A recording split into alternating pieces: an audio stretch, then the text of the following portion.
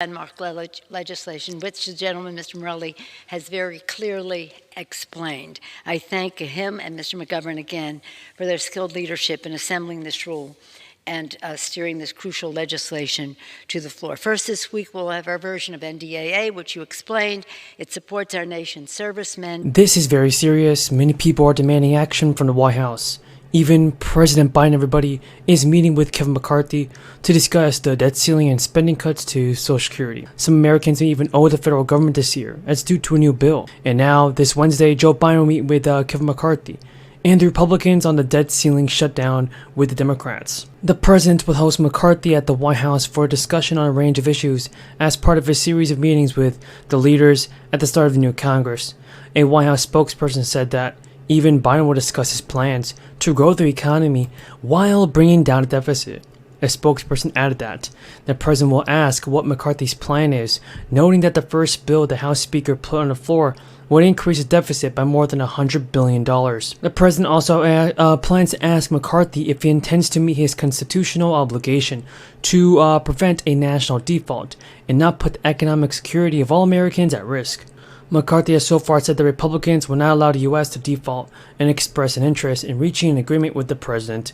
The U.S. government hit its statutory debt limit earlier this month, and the Treasury Department said at the time that it had begun resorting to extraordinary measures to pay for the bills, and that there is a June 5th deadline for 2023 to act or risk a default. The House Republicans even been demanding spending cuts in exchange for lifting the debt ceiling and averting a default on the U.S. debt. But the party leaders have put forward a unified plan to cut spending, complicating McCarthy's task of passing a bill with his narrow majority. The White House previously said there won't be any negotiations and that Congress must allow the government to pay its bills. Even the Democratic leaders in the House and Senate have backed Biden, demanding that McCarthy present his plan and pass through the House before any discussions occur. McCarthy said that he wants to make cuts on Social Security and Medicare, and take it off the table with Democrats who are over the debt ceiling. Folks, he also added this. Even though Republicans do want the commitment on spending cuts generally, McCarthy said Republicans were committed to strengthening the programs. Tax season is also back. The IRS has officially started accepting and processing tax returns as of last week. The IRS has already been warning taxpayers to expect smaller checks than they received in recent years. In addition to this, there are a few common reasons that you could leave without a refund, or at least a much smaller one, in 2023. First of all, there were changes made and enhanced during the crisis, which are reverting back to normal. And this includes the child care credit, everybody. And with this child care credit, this includes the dependent care credit, the earned income tax credit, and the option to deduct charitable deductions without itemizing your taxes, and also stimulus payments.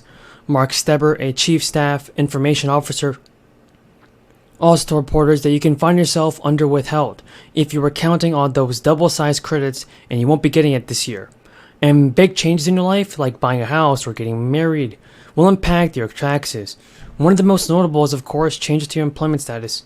If you had a refund or a new job in 2022, you may be remembering to complete a Form W-4, which determines how much tax is withheld from your paycheck. And the most taxes taken out of your paycheck will also lead to a refund. Any supplemental wages you received last year, like bonuses, severance pay, or payments for moving costs, can also be subject to the income taxes, folks. And first of all, as both Steber and the IRS have recommended, file your tax early regardless of whether or not you owe the money, because while the IRS can penalize you for failing to file, it can also penalize you for failing to pay the taxes you owe on time. Taxes you owe are subject to interest and monthly late payment penalties, and according to the IRS, the tax filing deadline falls on April 18th. It strengthens our national security and promotes national leadership on the global arena. Our majority is delivering new pay raises for heroic men and women in uniform while securing more investments in the next generation of defense technology to keep us strong and qualitatively superior. We are strengthening the security of DoD supply chains while advancing new and fundamental research at HBCUs and MSIs. And we are further supporting the Ukrainian people the Ukrainian people in their fight for democracy with $1 billion additional in security assistance.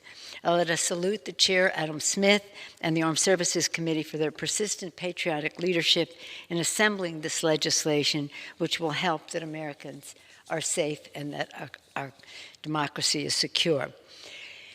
Next week, again, when we're talking about our security, we have to talk about our veterans. And as you said, we promise them when they fight for us, we will protect them when they come home. This bill, the PACT Act, takes another monumental step to care for our brave men and women in uniform who risk their lives to fight the enemy. Residents in the state of Missouri could be in for a $500 per person check as part of a new stimulus tax rebate plan, supported by the Senate. The reasoning behind the stimulus tax rebate is to help Missouri residents cope with the rising levels of inflation in the United States, an issue that is affecting many other countries in the world. The plan appears to have widespread support so far, but in order for it to become a reality for residents, there will still need to be a vote by the housing governor, Mike Parson. The main source of confusion around a stimulus tax rebate is often the eligibility of local residents. In this instance, individuals earning $150,000 and married couples earning under $300,000 will qualify for the payment. The payment made is adjusted for people's marital status, so individuals will see a payment of $500 and married couples will get a payment of $1,000. There is a chance that refunds will be prorated in order to keep the overall amount paid out by the state under $500 million. The House actually has a similar proposal that it wishes to discuss. The proposal would mean there are no income requirements for the payment, and there would be a $1 billion cap before the payments are prorated. And according to the Missouri Department of Revenue, about 877,000 people in Missouri will not receive a rebate at all. Nearly 950,000 residents will receive some sort of credit, and about 1.4 million people in Missouri will receive the maximum rebate. A key factor of the plan is that in order to be eligible for a payment, residents must have to be paid in the taxes in the past, showing they've contributed to the public purse, which is where the money would come from. Unfortunately, your plan could leave out many low-income Missourians and senior citizens, because those making less than $13,000 as a couple likely have no tax liability. Now throughout your career, it's likely that a portion of your income has gone towards Social Security benefits each pay period. When the time comes to retire, you are able to draw monthly benefits from this program. This provides you with an additional income stream on top of your personal retirement savings.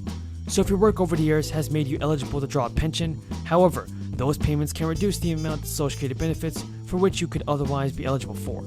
This reduction is called the windfall elimination provision. Now, this elimination provision is a formula that effectively reduces Social Security and disability benefits for certain retirees. The provision also applies to Social Security payees whose pension comes from non-covered jobs. So if you don't have a Social Security tax withheld from your paycheck and then receive a pension from that job, you can probably expect your Social Security benefits in retirement to be reduced. The windfall elimination provision was introduced in 1983 as benefit safeguard. It prevents certain workers from collecting full Social Security benefits in addition to a pension, while having paid into Social Security for their entire career.